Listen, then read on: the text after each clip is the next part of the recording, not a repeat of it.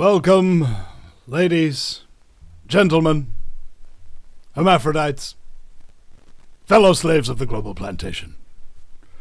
The Vinny Eastwood Show is bad news. It's like the news, but so much worse. It's the lighter side of genocide. Just because we're being exterminated doesn't mean we can't enjoy it. Otherwise, what's the point of being killed? The Vinny Eastwood Show, where the only thing worse than living in a high-tech global police state run by child trafficking satanists is Vinny's jokes.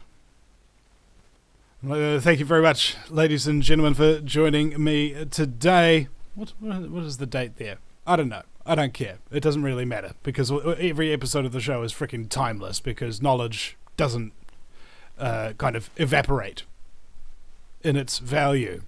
And that's what you do here, ladies and gentlemen, when you tune into the Vinny Eastwood Show. Get yourself a little bit of knowledge, a few bad jokes that are, hopefully worse than child trafficking, Satanism and satanic ritual abuse, and then find a reason to live, I mean, think about this for just one moment.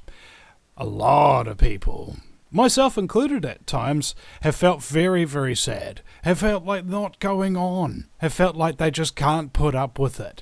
But usually, you need to be seeing somebody who's a lot worse off than you before you can, put things into perspective.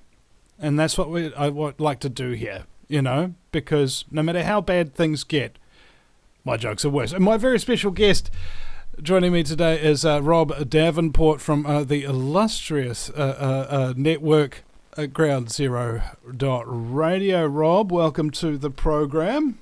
Thanks for having me, Vinny. Thanks for coming on, mate, at such short notice. And there's... That's an inside joke, ladies and gentlemen. So, can you please, for the listeners and those of you on my audience, some of which have been listening for many years and are still donating, and I'm incredibly grateful for that. But by the way, ladies and gentlemen, if you are donating to me or Ground Zero Radio or supporting with the products and things of that nature, thank you. All right? Thank you. You play an integral part in the continuation and the survival of the global truth movement, which is integral, I think, to the survival of the free human race. It's what G. Edward Griffin told me. He's not interested in just survival.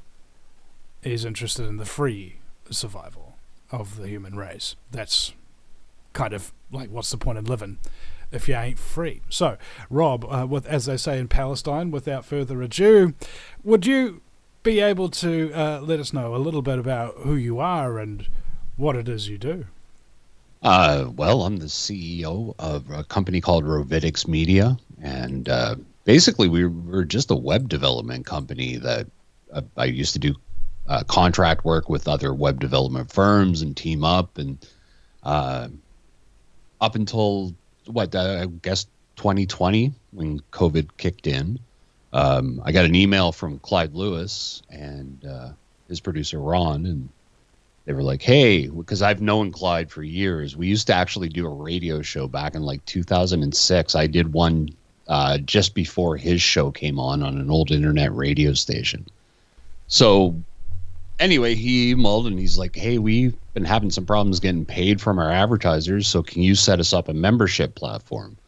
And I thought, well, yeah, I could probably do that. So we set up Aftermath, and within 3 months we had thousands of subscribers, and we were busy, and it was kind of crazy. And from there on, I've been basically the guy building everything that you see on groundzero.radio, groundzeromedia.org, aftermath.media, just about all of it.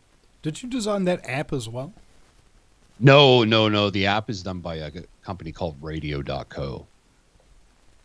And by the way, ladies and gentlemen, I'm kind of required to do this as well as I want to do it.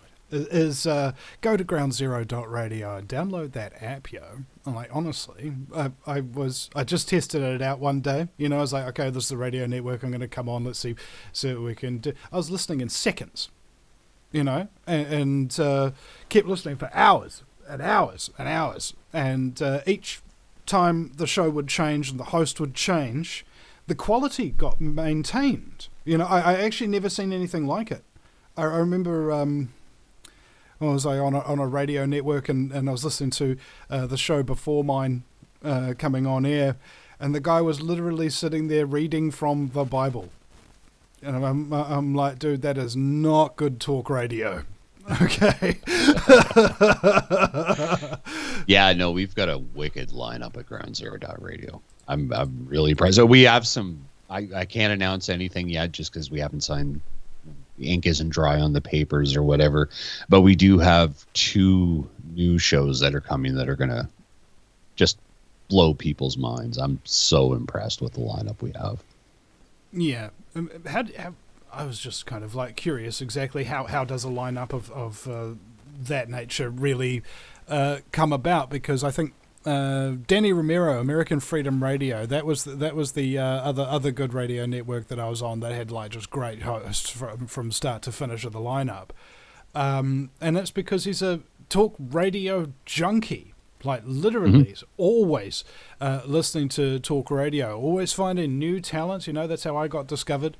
And it's a tough job being a good producer. Really, it requires a lot of work, a lot of thought, and then sometimes you get involved with people who are not quite easy to get along with.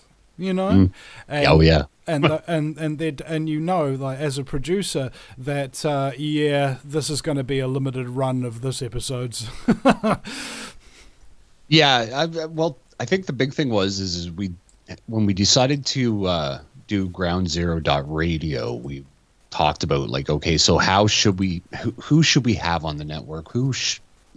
What's our minimum bar of quality and whatnot? And we talked about it, and I said, look, I think it's, if we go out and we look at somebody that's got a track record, has been doing this for a while, we know they're going to actually continue to put in episode after episode, and we're going to put a bunch of work into them. They're going to help grow the network. It will be a good mix. And Ron Patton from Ground Zero with Clyde Lewis, his skill of finding new people is just, he's like a bloodhound for new talent.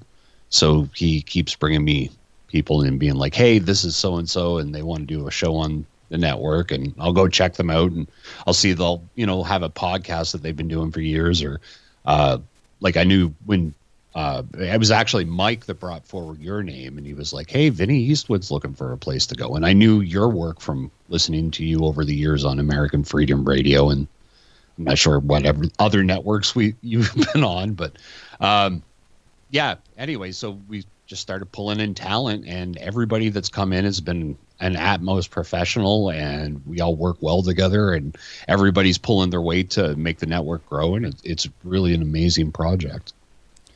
Do you think that there's a commonality between good talent? Like, is there a...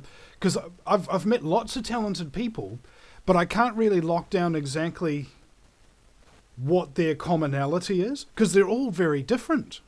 I don't know. As far as talent goes, talent comes on like such a different spectrum almost, that it's hard to nail down exactly what is talent.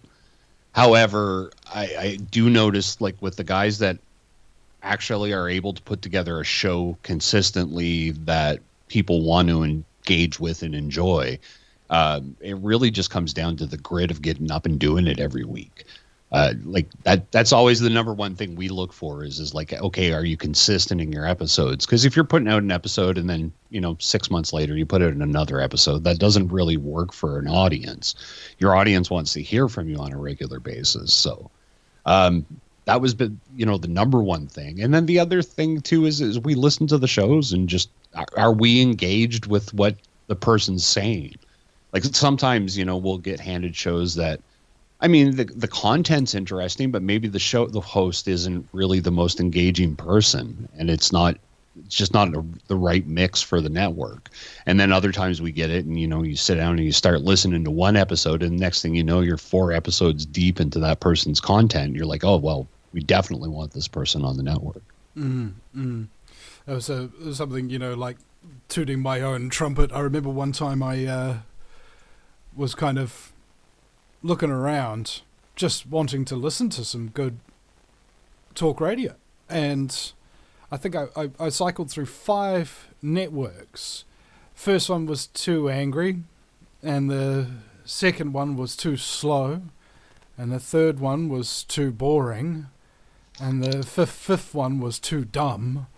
And then I tuned to, I was just like, I gave up in frustration and started listening to my own show. And I was 6 episodes in before I realized that I was still listening to it. Right? And I think that really is the metric, is that whether or not it's an effort to listen to, I think. Yeah, well, do you want to actually invest your time? Everybody's time's precious. Like, that's kind of one thing I like to mention quite a bit in our host meetings, is like everybody that's taking their time out of their day to even just to listen to episodes. They don't have to sign up for anything or download anything or do anything, but just taking the time to listen to an episode and, maybe even sending a tweet or something. That's a big deal. People are busy. So if we're going to have people's attention, we should be providing the best product to them that we can give them. So that's kind of the metric. How did you wake up and come into this whole scene? Are we in a scene? Are we in an industry? What are we in a movement? I don't know, man. I've been through so many scenes in this market. I don't know if there was the truther era, and then there was the conspiracy theorist era, and then now we're in the post-truth era. Which is the new term I can see getting batted around quite a bit. But, man, I don't know. I guess I was just born into the right circumstance to grow up and see how the world really worked versus what we're told in school and on the media. I don't know where it would even begin. I guess the big one was I grew up next to a place called Loring Air Force Base, and when I was a kid, that was the largest stockpile of nuclear weapons on American soil or something. Like, it was crazy. They had B-52s flying out and all these bombers and fighter jets, and it was like 5 miles away from my house. So we would see things like, I've seen UFOs. Now, I don't think they're aliens. I think it's just government craft that they're not really telling us about up there flying around. But I've seen things that, still to this day boggle my mind, that I can't really come up with a good explanation of what it was. But it all ranged around this Air Force base. So I assume it's something the military was doing. And then, yeah, I just seemed to fall into all these weird instances where I would see the dirty side of the world, and it kind of woke me up to reality. And then when I guess it was about 1999, I stumbled upon William Cooper. And after listening to Bill Cooper, my mind was just blowing. I was like, oh, this actually takes all the stuff that I experienced in my life up until that point and puts it in perspective for me. And since then, it's been, an interesting journey. I believe it's the people that you meet along the way, because, I tell people that what happens when you start selling truth rather than selling lies is that you lose all your friends, Oh, yeah. And you gain all new ones, Sometimes you lose your family and then you gain a new one. And I don't know, it's kind of like sand being poured into an hourglass, when one empties, the other fills up. Yeah, exactly. Like it was hard, especially in the early days. I remember, even just before September 11th, people were just not cool to the entire idea of discussing that, the government's working with terrorists and the CIA's selling drugs on our streets. And then September 11th happened, and we saw this little push to, where people started to wake up and look around and be like, well, wait a second, how did this happen on that day? And, they started asking all the questions. And that's where, the truther movement, and I think that's probably the first time, I don't know, I must have heard of you later, like 2009, 2010. Were you around at that point? That's when that's around about when I started, yeah. Yeah, okay. So, yeah, like in those early years from like 2001 to 2004-5, I just ran a news website called News Bunker. And I used to just post articles to all these weird little spots on the internet where we could find, any, I guess, conspiracy related material. And then in 2005, I think it was, we started The Jungle Apocalypse, which was a podcast before there were podcasts. We were recording MP3 and we put it up on a website. And we did that for, probably up until 2012 on a regular basis. So I kind of seen that whole truther movement go up and down, seeing how it was infiltrated. I seen the dirty tricks that started getting played, the people that would go in and promise all this wonderful stuff and then take all the money and put it in their pocket and run away. There was a lot of dirt going on back then. And it actually reminds me of the post-COVID era. We're kind of in the same sort of market where we're seeing all these grifters kind of slide in. It's just this time the grifters are from the mainstream media. So, oh my God, you're right. Well, I mean, just in New Zealand, for example, brand new, allegedly to do with freedom and truth outlets and things of that nature, being headed by former mainstream media people. And they're very successful at capturing the spotlight. Strange, right? I mean, they know what they're doing. They're trained in what they're doing. However, my contention is they don't know what they're talking about. Mm-hmm. Okay? You can't just go from mainstream media. I mean, this is my theory. I could be utterly wrong, and I'm prepared to be utterly wrong. But my theory is you can't just go straight from your normie life to being a truther. Okay, it doesn't happen like that. Being a truther is a process. I remember I was on a show once, and we called it the 10K, 10,000 hours of podcasts, radio shows, documentaries, and real-world activism. Okay, that's your 10K. You've got to do that. Okay, because if you don't know what you're talking about. It's like a professor, for example. They do 10,000 hours of research in order to get their doctorate. And that's what everybody in the truth movement ostensibly needs to do. They all need to get their truth doctorate, as it were. And I feel wholly inadequate, right?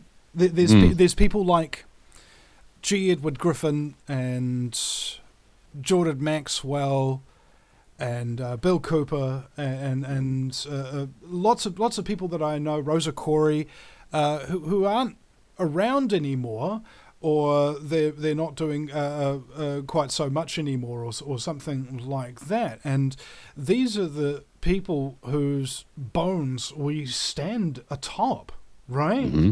And I feel like that our efforts are somehow woefully inadequate by comparison to what these people had to do for decades and decades, going to actual libraries to have to get this information, having to do these presentations, and write them out by hand. Those skills are gone, right? Yeah. Well, I'm pretty sure we'll never see another Mae Brussel. Are you familiar with Mae? I'm afraid not. Mae's like the queen of conspiracy theories. She was doing this long before there was a Bill Cooper, I guess Anthony Hilder probably was around at the time. Jordan Maxwell, those guys were still around. But Mae Brussel, that woman, she's the one that exposed basically everything we know about Charles Manson being involved in MK Ultra experiments, the ties to the CIA and the death of Danny Casolaro, and a lot of really hardcore research. And anybody listening, man, go out and search Mae Brussel, MaeBrussel. I think. Anyway, I'm sure Google will auto-correct me. But yeah, go check out her archives, especially the Manson archives when she talks about the family and the connections to the church of, what was it? No, it was, I can't remember the name of it. It was just basically another cult that was operating that was using Charles Manson. Really great archives. Anyway, the amount of work those people used to do to put into their research, I just don't see people doing that anymore. What I see a lot of these days is people on TikTok just repeating rumors of, what they've heard. Like one I saw the other day was that the sun, during the eclipse, they replaced the sun with an LCD screen, and that's not our real sun anymore. It's an LCD screen, and I'm like, this is what goes around, and I've seen it over the years. One time, okay, here's a really good example of it. One time, a friend of mine took a picture. I live in the Arctic, so there's diamond mines north of me. And they're out in the middle of the tundra. There's no trees. It's just white snow and the occasional polar bear. Anyway, they took a picture of out the mess hall looking out at the ice, and there was a light in the background that kind of reflected in a weird way off the window. And it looked like a UFO hovering over the Arctic tundra. And so my buddy sent it to me, and he's like, ha, ha, ha, I bet you think this is a UFO. And I was like, ha, ha, ha, I know it's not a UFO. And then I'm like, you know what? I'm going to, just for fun, I'm going to post this on the website and call it a real UFO sighting over the Arctic and see what happens. I got more traffic in 24 hours than I had ever gotten in my entire life.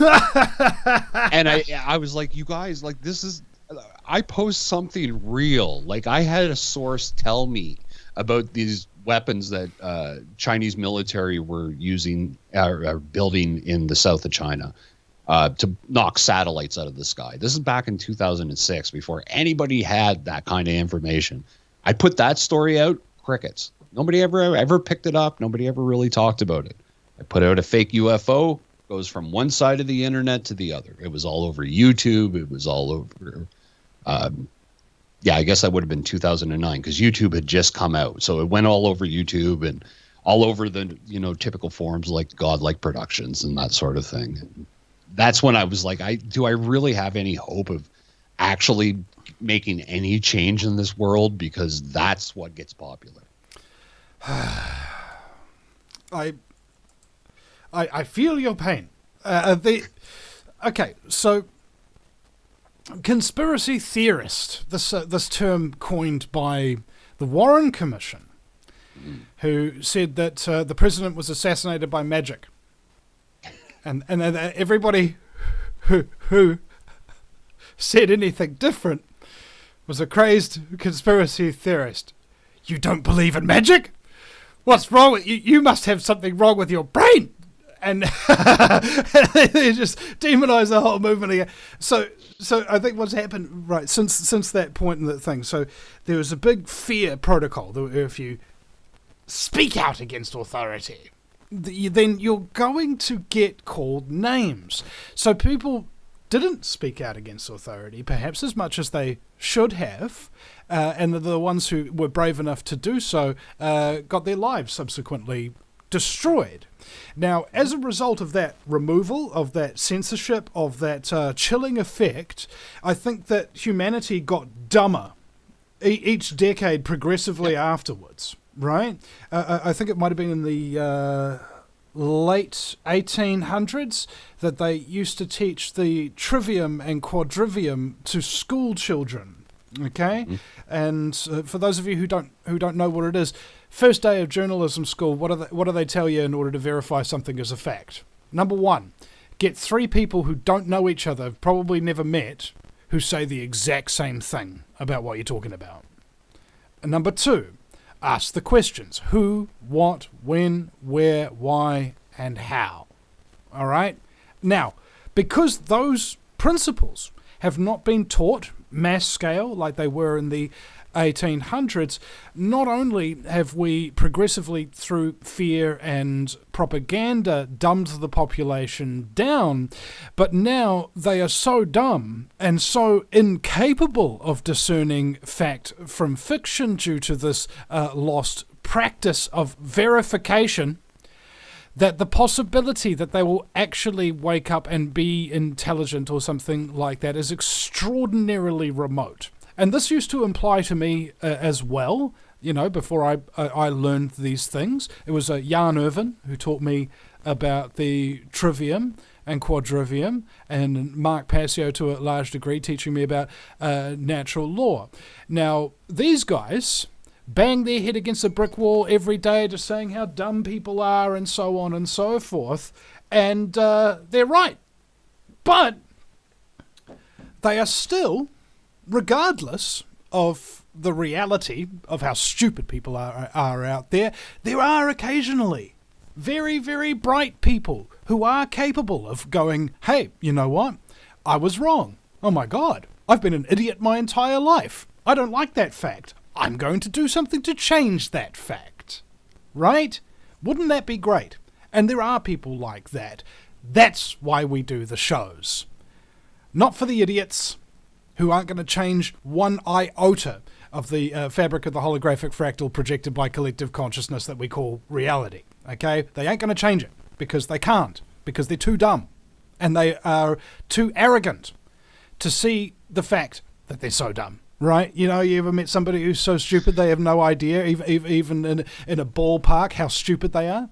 The average person has a very low IQ, and as George Carlin said, over half of people are even dumber than that. Yeah, so I understand what you mean when you say about putting out the fake and stuff like that. It's just, that's why we found our tribe in the first place, because we were just so sick of having these stupid conversations that don't go anywhere with people who are incapable of discerning fact from fiction, period. Well, that's just it. And I think you remember this back in the day. It was hard to verify what was real and what was being made up by somebody, and having a group of us working on a project and, everybody going at it from different angles and trying to find the holes in the story and everything. It made it, I don't know, it was better than it is today. Today, it just seems like everybody's, jumping on whatever's hot in order to, get clicks and draw in viewers. And I get it. I mean, it's working for guys like, I don't know, Tim Pool. But it's not what we want to do. We're more interested in like finding the facts and it's entertaining. It's what people want to listen to, and they enjoy it and are entertained while they do it. But I think you could say that pretty much everybody on the network spends a lot of time crafting their shows to make sure that they're engaging, and they give a very different perspective. Like the one thing I love is watching Clyde's comments come in, because every time he does a Ground Zero show, it doesn't matter what side he comes down on, because if you listen to Clyde at all, you realize he's pretty neutral down the middle. But he says something nice about Trump, he's a Trump supporter. If he says something somewhat complimentary about Biden, he's a Biden supporter. And that, if you listen to what he said, that's not what he said. He was just saying, hey, this is the truth of the matter. And it's kind of that tribalism, I think, is what causes so much problem these days, is everybody's so mad about what everybody else thinks. Let's calm down and just see what we all have in common and go that route. Yeah. It's mental illness, I think. People were saying that in New Zealand, I believe a statistic came out that 1 in 5 people suffers from some form of mental illness. And I was talking to somebody about that, and they said, no, actually, Vinny, it's closer to 100%. All right? Because mental illness gets caused by unresolved trauma. And if you get beaten up by a cop, and that cop doesn't go to jail or anything like that, that trauma's going to remain unresolved in it. And because there's so much traumatic things that are happening from your schooling to your work life to whatever, in your personal life, etc., that means everybody pretty much has some kind of unresolved trauma and therefore some kind of mental illness or imbalance, I think. This is what we call a mad world. Right, and of course during the lockdowns and everything, that got to a frickin' pharaoh level of madness. So I think what the job is, in terms of everybody, just in a general kind of way. I got asked this one time, Vinny, what are we up against? Are we up against the Vatican? Is it the reptilians? Is it the Freemasons? Is it the globalists? And I go, well, yes. But basically, if you had to put it into a word, we're up against anti-life. Yeah. All right, more or less. Whatever life is, life grows, life develops, life evolves. Microevolution, though, not like creating a frickin' computer by throwing the raw materials in the air and having it assemble itself. All right, so life finds a way, and we've got a group of people who are basically committed to the god of anti-life, and they wish everything to be hierarchical, everything to be in control, everything to be totally top down, so that nothing will change, so it can be perpetual in a quote unquote balance. But that's not how nature works. I remember when I was 16 in geography class at Waiheke High School, it's called dynamic equilibrium. It means that things can slide way down one side and then they slide back the other way. So at the moment, sure, there might be a lot of mentally ill people, and the truth movement is absolutely chock-a-block full of them. If you've ever read a comment section, far out. Yeah. Oh, see, you had that same cringe too, just like I did, because we know, all right? And I'm pretty sure you guys in the listening audience, you know too exactly what we're talking about, that not every conspiracy theorist is insane. But to say that no conspiracy theorists are insane is very, very crazy of you to even consider, all right? There's a lot of mental people in this movement, and not all of them are just in the audience either. You actually have very mentally unbalanced people who have audiences of their own, and you meet these people in person, you find out what they've done to the people in their lives and their former colleagues and stuff like that, and you're like, okay, that means that there are two truth movements. As Mark Passio called it, the My Truth movement and the Truth movement. One believes it's all about them and what they think about the truth, and the other knows that it has nothing to do with them. The truth is what it is, and it isn't what it isn't. Exactly. I think that's where a lot of people, nobody likes to be told they're wrong, right? Or very, very few people like to be told they're wrong. And I see a lot of that today where, if you just try to have a little bit of a debate with somebody, it becomes this heated thing of like, well, you just don't know, because it happened to me yesterday. I was on TikTok and just stumbled upon a woman in her late 20s, and she's like, well, socialism's the only way to go. Oh, I was born poor. I'm still poor. And I think the government's doing a horrible job at supporting the poor people of this country. I was like, whoa, hold on. I was like, you do realize, like, the government's entire motive is to keep you poor. If you're poor, you're relying on the government. And in the West, as it stands right now, we still have abilities to pull ourselves out of those scenarios where we're reliant on the government to live. And the longer we, just put that off and rely on the government for, all these checks. It's like right now we're getting our carbon tax, and you can get our rebate checks that are more. We're getting back more money than we're putting into the carbon tax, is what the politicians say, until the auditors come out and say, no, everybody's paying way more than they're ever getting back. And it's not helping anything. Like it's not like the weather's suddenly changing to suit the climate agenda. Anyway, I think in this country, we've got a lot of problems we've got to clean up. And I think it's every Western country, because that's what I find interesting about talking to somebody from New Zealand or somebody from South Africa or Australia or everywhere around the world that's kind of aligned with Western countries.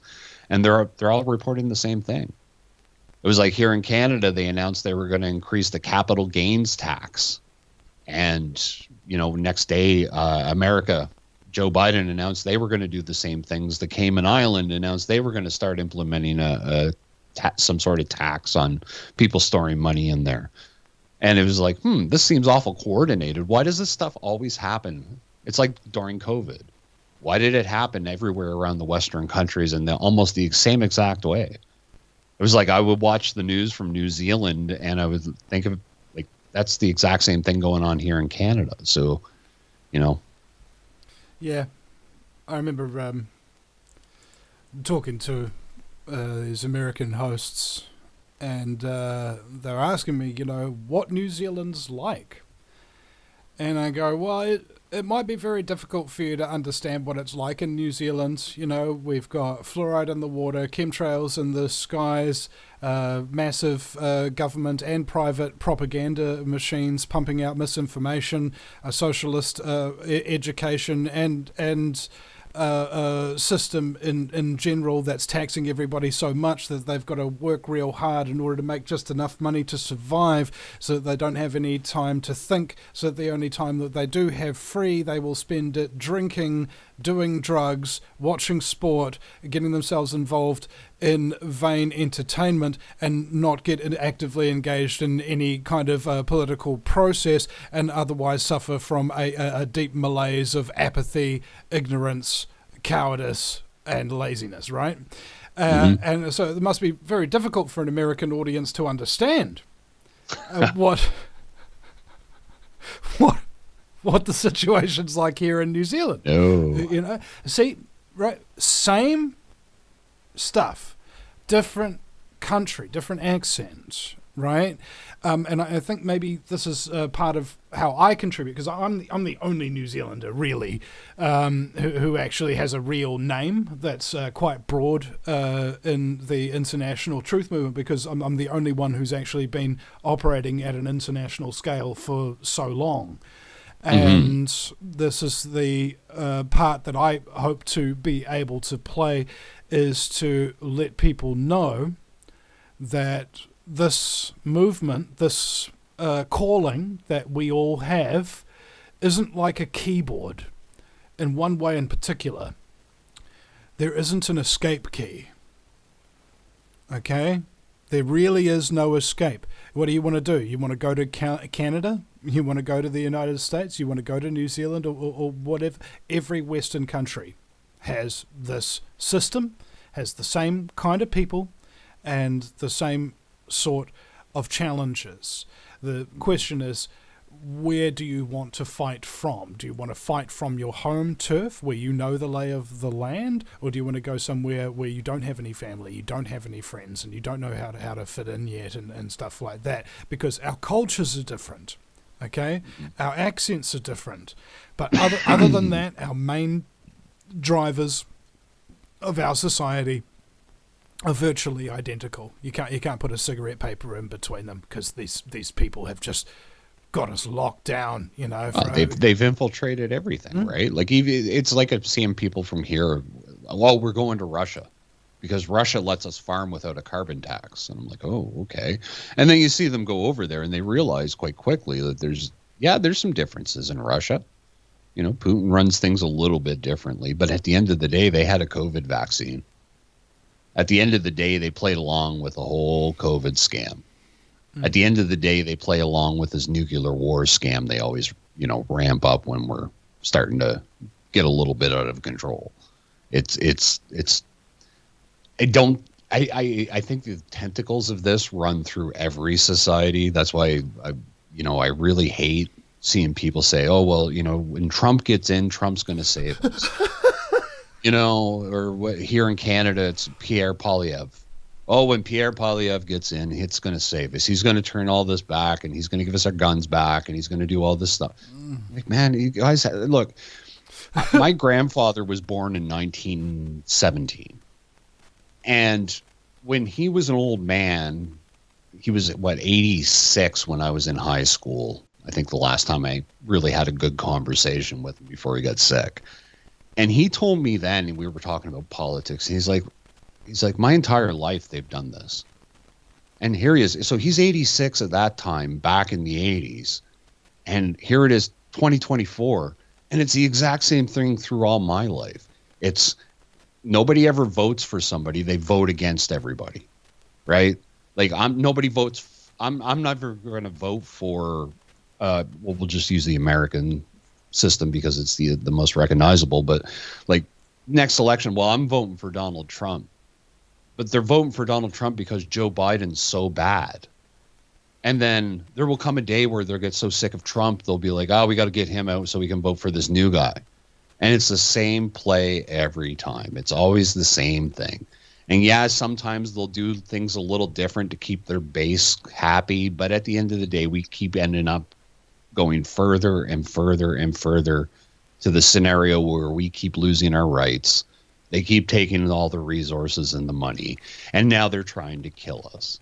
So, at what point are people going to wake up and realize this on a mass scale? That's what worries me. That's right. So I think Adam Weishaupt, the founder of the Illuminati, the Bavarian Illuminati, there was a section in his document that talked about the nature of scams and how to ensure that they're successful, right? Mm-hmm. He says that scams get given names, and then once people know the name of the scam goes into the public consciousness, and then the scam doesn't work no more, okay? Mm-hmm. So everybody's heard of the Nigerian scam, okay? Mm-hmm. But have you heard of the Tanzanian scam? You see, everybody's heard of the fishing scam, but have you heard of the big mouth Billy Bass scam? You see, there's all these new names and mm-hmm. things of that nature. So this is how it works. You have a scam, it works well, you manage to placate people, or you manage to steal some money or something of that nature, but then the scam gets found out. So what you do is you stop scamming for a period of time. Okay, maybe 6 months or so. And then you bring the scam back with a different name. And by the time people have figured out what the new name is and that it's the same scam as the last one, they may not even figure out that it's the same scam as the last one. Mm-hmm. All right? That you can just take it back again, right? This is how you can scam perpetually. Just go out there, make your money, and then disappear for a little bit, and then come back out with a different name and a different name scam, and Bob's your uncle. You can just continue doing this. Now, in the political process, that is exactly how it works. Okay, mm-hmm. the scam is this. There's such a thing as government, and it has some kind of moral authority behind it. Okay, patently not true. Anybody who does any thinking, any research, or has any balls or any courage will find out the truth about that statement. Mm-hmm. Now, in order to keep that scam going, though, and I think I got it down to maybe it was a 3-cycle scam.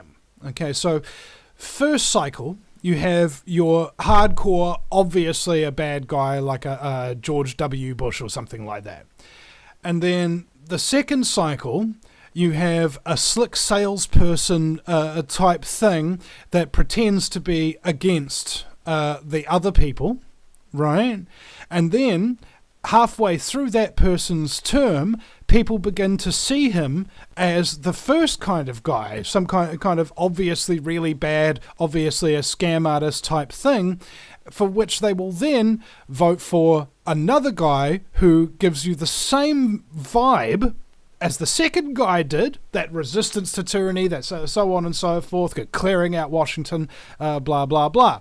And then when they come in, they do the exact same thing as the first guy. All right? And the whole thing just switcheroonies and changes every over there. time. So it's never one or two. It's always three, okay?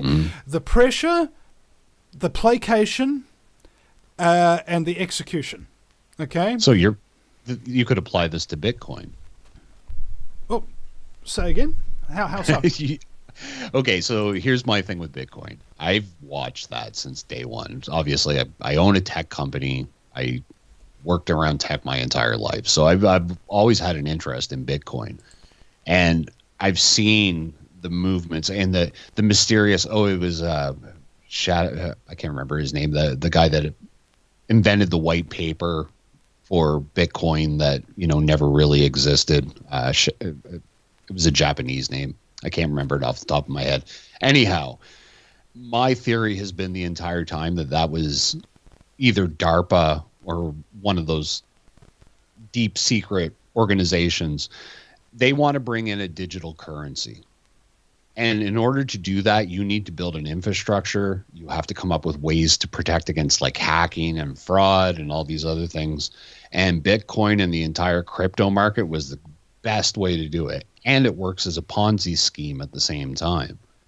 Because I was like, I was okay with the concept of Bitcoin up until I started seeing the Winklevoss twins get into it, that all these big names started being like, oh yeah, Bitcoin, Kevin O'Leary, and all these big business names are getting into Bitcoin and crypto's the new thing. And then what did we see? We saw the crypto market fall and a bunch of people lose a bunch of money.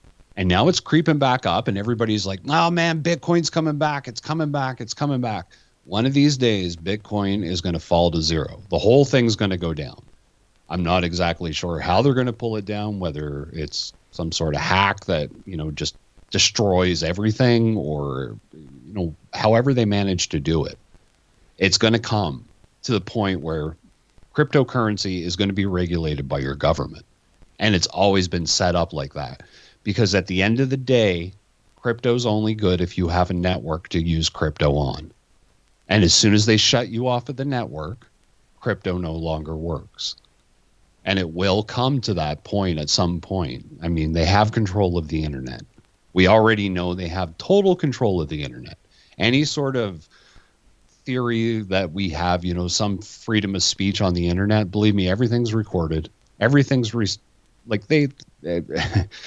I don't have time to go into it now. We've only got a few minutes left. But throughout my career, I've worked in around telecommunications. So I've seen the boxes that they have in every cell phone tower, where that box goes back to whatever intelligence organization in your country, whether, in the U.S. it's the CIA, Canada it's CSIS. I'm not sure what New Zealand is. SIS. Yeah. So, and it's the same thing in every Western country, especially the Five Eyes. So the whole concept that, Bitcoin's untraceable, it's a bunch of nonsense. They have records to all that stuff. How do you think they find these terrorists that pick up their cell phones and all of a sudden they're dropping a missile on them? People don't stop to think about all the ways they're monitoring us these days, and it's just getting worse. Like I found it funny when Alexa came out, the little smart device that Amazon brought out that you can talk to. When it first came out, and everybody's like, well, I'm not putting that in my house. It's always listening to me. And while they're saying that, they have a cell phone in their pocket that's already been listening to them for 5 or 6 years. Yeah. Nobody ever stops to put the pieces together that way. Well, there was a meme on that one. There's a guy and his missus sitting there watching TV, and he says, honey, I want to say something to you. And he turns his phone on flight mode, and she goes, why are you turning your phone off? And he goes, oh, because I don't want Zuckerberg to listen to us. And she laughed, and he laughed, and Siri laughed, and Alexa laughed. Yeah, that's exactly it. Well, do you remember, I don't know if you were around at the time when they were talking about, they used to think that the government was putting cameras in cable boxes. So your cable box was watching you, and everybody was convinced in the conspiracy theory circles that your government cable box, like any cable box from any big cable company, was watching you. And then some tech guys were like, that doesn't sound right. Like, there's a lot of issues with that concept. So they go pull the box apart. And of course, there's no camera, there's no listening devices, none of that.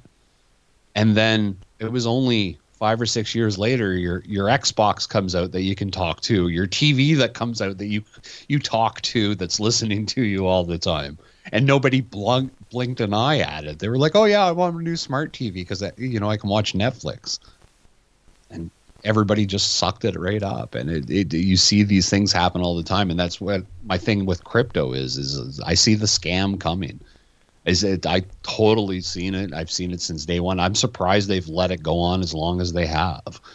But sooner or later, they're going to pull the rug out of crypto, and it's all going to come crashing down. And anybody that's heavily leveraged in it is going to have a hard time. It's another difficult thing as well, because I think what's happening is that people have got this kind of they've become neutralized, I think, because they don't know what's what, so they don't know what decision to make, and so they just kind of sit there in the freeze response, right? And that does the controllers proud, because then you're no longer a threat, are you? Right? Yeah. Oh, I don't know what to do. Oh, okay, I just won't do anything then. It's just keep you scared. Thank you. Now we can continue on with our plans without you getting in the way of important people and their plans for you. So I was just thinking about it as you're saying that with crypto and all of that. I know a lot of people who are into that, and this is how the economy works and the scams work and that kind of thing. They create whole new boom-bust cycles, right? And each time there's a boom, a few people make money, and then each time there's a bust, those same few people make the most money, all right? It's like... You're saying like, oh, I don't know how the crypto is going to fall or something like that. It could just be something simple. It could be like after the Battle of Waterloo when Rothschild was standing at the English stock market and then tipped his hat to show that he was selling, and then the entire stock market just collapsed overnight. And on that UFO story you were talking about that went absolutely mega viral, who's to say that they couldn't just scam a collapse out of the thing, just spread a rumor that Bitcoin's going down and so on and so forth, and nobody will ever frickin' check into it to figure out whether or not it's the right thing, and before you know it, the entire stock market is down for Bitcoin, and everybody loses out except the multi-millionaire, billionaire frickin' class who own all the real gold anyway that the economy's frickin' based on. So it's just like, yeah, man, we're all spinning our wheels. This is, I think, the perpetual frustration that I've had with this movement and this job the entire time is that I'm only one man. There's only one thing that I can do at a time. And so there's this 360-degree circle. All right. And on each of those degrees, there's some kind of very specialist type of scumbaggery that's being deployed against us. Chemical warfare through fluoride in the water, or from compound 1080, which gets dropped in New Zealand bushlands and makes the animals writhe in pain and agony for like 48 hours and spasm so hard that they break their own spines. Stuff like that. There's psychotronic weapons, there's propaganda, and there's 360 degrees of all of these different things that are all pointed at each and every one of us, 24 hours a day, 7 days a week, okay? And we are unable to cope with that much threat on a psychological level. So we do what we have to do. We basically ignore 355 degrees of that circle. Right? Just so that we can specialize on the stuff that 4 degrees of which we can understand and the 1 degree we can actually do something about. And that's where the primary focus comes out. And the rest is just sort of vague awareness. I was talking to some guys about military strategies and things of that nature, but then I brought up the point that I haven't been in the military. I don't know how to make plans like that, and neither of you two guys. So we could sit up here and dream anything we wanted and what have you, but the fact of the matter is we don't have the specialized skills in order to actually solve this particular problem. It's not our job. That's a job for another man, a man who's better qualified. So, Rob, thank you so much for giving me your time here today. We have 2 minutes left in the broadcast. If you would be so kind as to shamelessly self-promote, I'd be much obliged. Oh, well, anybody listening, go over to groundzero.radio. Links to the apps are right there at the top of the page. Go ahead, download the apps, listen anytime you want. And the cool thing in the apps, too, there's news stories added every day. There's new podcasts that you can listen to for free there. And then if you want to help out and keep this network live on the air, go over to aftermath.media and sign up for an account. And that helps, pay for shows like Vinny's and everybody else that's on the network and all the other cool stuff that we try to give away as much as we can for free. But Aftermath kind of keeps the lights on and allows us to do that sort of thing. So visit that. Aftermath.radio? Aftermath.media. Aftermath.media or groundzero.radio. But if you go over to groundzero.radio, you can find the link to where it says subscribe to Aftermath, and you can sign up there. All right. Thank you so much for your time, Rob, today. No problem. I feel energized, It's kind of like, hey, that was fun. That was fun. I like that. Yeah, it's always nice to talk to another old timer, right? Yeah, and that's another thing as well. I'm like 39, and I'm the old guy now. And well, man, all these new truthers coming up who are like in their early 30s and late 20s and stuff like that. Because almost nobody ever wakes up before that point anyway, because you haven't had I don't know, 20 years of indoctrination in some kind of state or educational institution, followed by another 10 years of plogging away at some kind of cult business that's being run with fluorescent lighting and a central authority figure that you can't question before you start to realize that there is no escape to the frickin' institutionalized scam that you've been living in your entire life when you've been a child and educated and into it, and therefore you're still a frickin' child and you haven't grown up yet. And I really, really feel for the people who are having to wake up and grow up now, because it was so much easier to do it 15 years ago for me. Wow, the stuff that you could find on YouTube without even trying. Oh yeah, they would recommend it to you at that point. And now here we are. Like it was good times. It was great. I miss those days. I miss the days of being able to find those weirdo documentaries that just totally blew your mind, that you would never find anywhere else, and now you really can't find them anywhere else. The destruction of the Library of Alexandria by the Romans, ladies and gentlemen, the largest collection of all information in the known world. Rumor has it that they set the fire themselves after they took all the very important books that they didn't want anybody to know existed.